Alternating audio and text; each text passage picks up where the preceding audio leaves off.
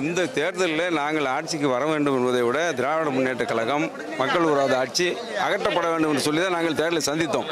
அது அனைத்து இந்த அண்ணா திராவிட முன்னேற்ற கழகமாக தேர்தல் களத்தில் நாங்கள் சந்தித்த அந்த நோக்கத்தோடு சந்தித்ததை எங்கள் மக்கள் எங்கள் மூலமாக நிறைவேற்றாமல் இன்றைக்கு தமிழக வெற்றி கழகத்தின் மூலமாக அந்த நல்ல தீர்ப்பை வழங்கியிருந்தார்கள். இது தீர்ப்பு என்பது வெறும் தீர்ப்பு மட்டுமல்ல, ஒரு புரட்சி. இந்திய துணைக்கண்டத்திலேயே மாபெரும் புரட்சியாக சாமானியர்கள், சாமானியப்பட்டவர்கள், மக்களால் அறியப்பட்டவர்கள் அந்த அளவில் ஒரு பணநாயகத்தை வீழ்த்தி ஜனநாயகத்தை காத்த ஒப்பற்ற ஒரு தலைவர் இன்றைக்கு இந்தியாவில் உண்டென்றால் இன்றைக்கு தமிழக முதல்வர் மாண்புமிகு விஜய் அவர்கள் தான். எனவே அந்த நாங்கள் எண்ணிய எண்ணத்தை ஈடேற்றிய கழகமாக தமிழக வெற்றி கழகம், நாங்கள் எண்ணிய எண்ணத்தை ஈடேற்றிய தலைவராக மாண்புமிகு முதலமைச்சர் விஜய் அவர்கள் அந்த பணியை ஆற்றிய காரணத்தினால் இனிமேல் மீண்டும் தமிழகத்திலே நல்லாட்சி தர முடியும் என்று சொன்னால் மாண்புமிகு முதலமைச்சர் விஜய் அவர்களால் தான் முடியும். அந்த வகையில் அவருடைய தலைமையில் மக்கள் பணியாற்ற வேண்டும் என்ற ஒரே நோக்கத்தோடு இணைந்திருக்கின்றோம். சட்டமன்ற உறுப்பினர்கள்லாம் வந்து அதிமுகலேருந்து தாவேக்காக மாறுது குதிரை பேரம் அப்படின்ற விமர்சனங்கள் இல்லை.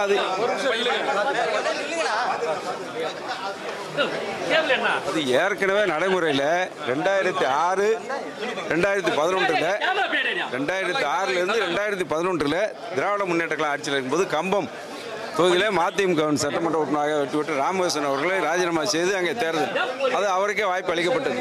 அதே போல் திருச்செந்தூரில் வெற்றி பெற்று அனிதாராசன் அதிமுகவிலிருந்து வெற்றி பெற்றார். அவரையும் ராஜினாமா செய்துவிட்டு அங்கே தேர்தல் நடக்கும்போது அவருக்கு வாய்ப்பு அளித்து வெற்றி பெற வைத்தார்கள். அதற்கு ஏன்னா அது அந்த அளவுக்கு நாம் செல்ல வேண்டாம். இப்பொழுது நடைபெற்று முடிந்த சட்டமன்ற தேர்தலுக்கு முன்பாக அனைத்து இந்திய அண்ணா திராவிட முன்னேற்ற கழகத்திலிருந்து அங்கே திருநெல்வேலி மாவட்டத்தை சேர்ந்த ஆலங்குளத்தை சேர்ந்த PH மனோஜ் பாண்டியன், மாண்புமிகு முன்னாள் முதலமைச்சராக இருந்த O பன்னீர்செல்வம் அவர்கள், வைத்திலிங்கம் அவர்கள் சட்டமன்ற உறுப்பினராக இருந்து கொண்டு அதை பதவியை ராஜினாமா செய்து திமுகவில் சேர்ந்து மீண்டும் அவர்களுக்கு வாய்ப்பளித்து வெற்றி பெற வைத்தார்கள். இந்த தேர்தலில் வெற்றி பெற்றிருக்கின்றார்கள். எனவே அந்த நடைமுறையை துவக்கியது திராவிட முன்னேற்ற கழகம் தானே தவிர இன்றைக்கு புதிதாக நடைபெற்ற சம்பவம் அல்ல. இது தமிழக அரசியல் வரலாற்றில் ஏற்கனவே அவர்கள் நடத்தி காட்டியிருக்கிறார்கள். அவருடைய விருப்பம். சட்டமன்ற உறுப்பினர் வெற்றி பெற்ற பிறகு எங்கே பணியாற்ற வேண்டும் என்பது அவருடைய சுய விருப்பத்தை பொறுத்தவரை அவர்கள் ராஜினாமா செய்துவிட்டு நான் சொன்ன எண்ணத்தை போல இனிமேல் தமிழகத்தில் நல்லாட்சி நடத்த முடியும், திராவிட முன்னேற்ற கழகத்தை வீழ்த்துகின்ற சக்தியாக தாவேக்கா மட்டும்தான் இருக்கின்றது எண்ணத்தின் அடிப்படையில் அவர் சேர்ந்திருக்கலாம். கடுமையாக விமர்சிச்சு விஜய் அவர்களை கடுமையாக விமர்சிச்சுட்டு இப்போ அவர் கட்சியில் இணையறதா, அவர் முதலமைச்சராக ஏற்றுக்கொள்வது, தலைவராக ஏற்றுக்கொண்டு நெருடல் இல்லையா சார்? ஒரு நெருடல் இல்லை. ஏன்னா நாங்கள் நோக்கம் ஒன்று தான். அதை மாண்புமிகு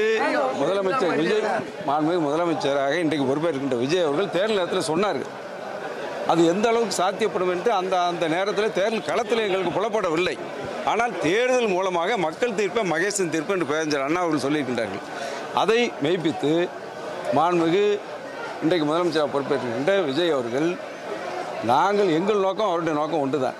தேர்தல் களத்திலே அவர் வந்ததை திராவிட முன்னேற்ற கழகத்தினுடைய ஆட்சியை அப்புறப்படுத்த வேண்டும், தீய சக்தி என்று நாங்களும் அதைத்தான் சொன்னோம். அனைத்து அண்ணா இன்றைக்கு தாவேக்கா தலைவராக இன்றைக்கு முதலமைச்சராக இருக்கின்ற மாண்புமிகு விஜய் அவர்களும் அதுதான் சொன்னார்கள். தேர்தல் களத்தில் மக்கள் அந்த கருத்தை ஏற்றுக்கொண்டு நாங்கள் செய்ய முடியாததை, எங்களுக்கு அளிக்காத தீர்ப்பை தமிழக வெற்றி கழகத்தவர் விஜய்க்கு மாபெரும் வெற்றி அளித்து தேர்தல் கட்சி துவக்கி 2 ஆண்டுகளில் வெற்றி பெற்ற முடியும் என்ற வரலாற்றை தமிழக தேர்தல் களத்தில் முதலாக உருவாக்கியவர்.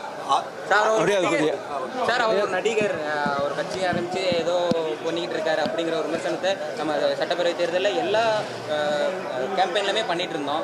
ஸோ இப்போ அவர் முதலமைச்சராக எந்த நெருடல் இல்லாமல் எவ்வித மக்கள் தீர்ப்பு தானே இறுதி தீர்ப்பு. அதை தான் பேரறிஞர் அண்ணா அவர்கள் சொன்னார்கள். மக்கள் தீர்ப்பே மகேசன் தீர்ப்பு என்று தேர்தல் அறிவிக்கப்பட்டு என்றைக்கு முடிவுகள் அறிவிக்கப்பட்டதோ மக்கள் தீர்ப்பளித்தார்களோ அதோடு அந்த விமர்சனத்திற்கு முற்றுப்புள்ளி வைத்தாகிவிட்டது. இனிமேல் அவர் மாண்புமிகு முதலமைச்சராக தமிழகத்தின் முதலமைச்சராகத்தான் மக்கள் பார்வையில் இருக்கின்றார். மக்களும் அதைத்தான் நாங்களும் பார்க்க வேண்டும், நீங்களும் அப்படித்தான் பார்க்க வேண்டும். இதுதான் இன்றைய யதார்த்த நிலை. அதிமுக பொதுச் செயலாளர் தொடர்ந்து விமர்சனத்தை வச்சிருக்காரு.